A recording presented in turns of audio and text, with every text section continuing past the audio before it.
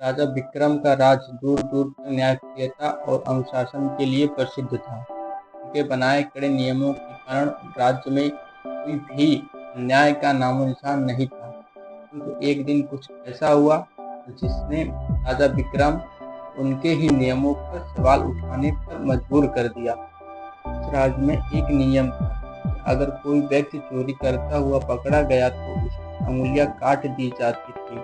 नियम का पालन हर नागरिक करता था। राजा विक्रम खुद इस नियम के प्रति बेहद सख्त थे और हमेशा कहते, अन्याय पर कठोर न्याय ही असली न्याय है। लेकिन एक दिन राज्य में एक साधारण किसान की बेटी राधा को चोरी के आरोप में पकड़ लिया गया।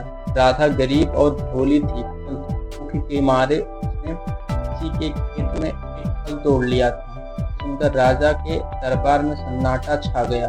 राधा की माँ, जो वृद्ध और असहाय थी, रोती बिलखाती दरबार में आई और राजा विनती की, महाराज, यह तो मेरी बेटी का पहला अपराध है।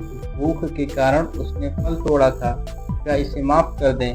राजा विक्रम ने कुछ क्षण सोचा और फिर अपनी गहरी आवाज में बोले, नियम तो नियम है, चाहे वह पहली बार हो या आखिरी। चोरी की सजा उंगलियां काटने की है। राधा के आंसू रुक नहीं रहे थे, वह शांत खड़ी रही।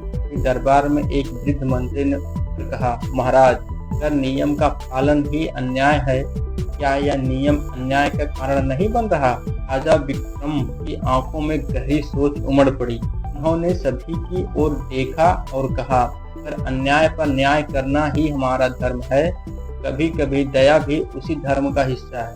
राधा को इस बार माफ किया जाता है, लेकिन अगली बार उसे सजा मिलेगी।